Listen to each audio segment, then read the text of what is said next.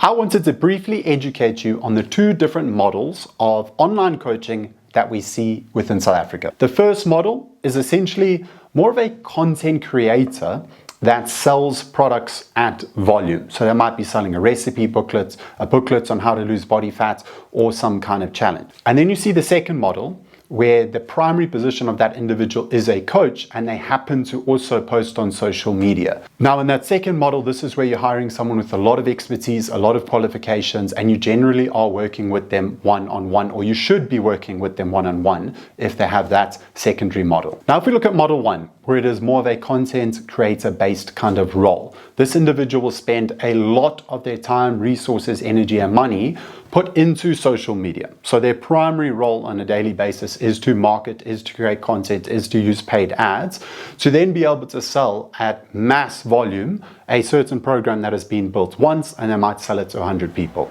With model two, that coach's time, resource, energy, and money is spent on gaining new qualifications, on joining mentorships, and on coaching people one-on-one every single day for hours and years on end.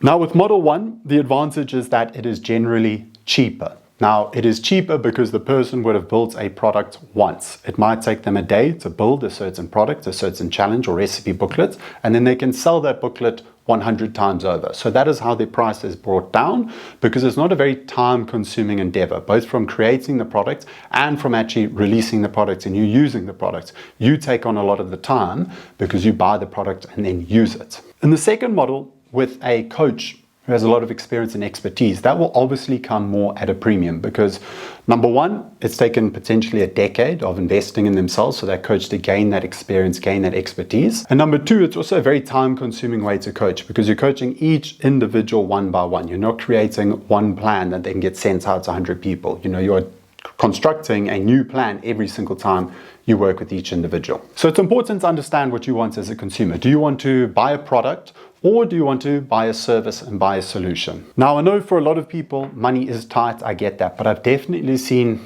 a lot of people purchase challenges and recipe booklets almost in a way to de-risk themselves. What they often say to themselves is, well, it's not that expensive, so if I fail, at least I haven't wasted money. But ultimately, if that product does fail you and the challenge fails you and the recipe booklet fails you, that's actually been the most expensive product because you didn't get anything from it. What I find, having coached people for many, many years, is that a lot of the clients that come to me had either purchased a lot of these booklets or recipe booklets and tried with those cheaper options in inverted commas, or they've been to a coach previously and then they are coming to obviously premium one-on-one high expertise coaching like I offer.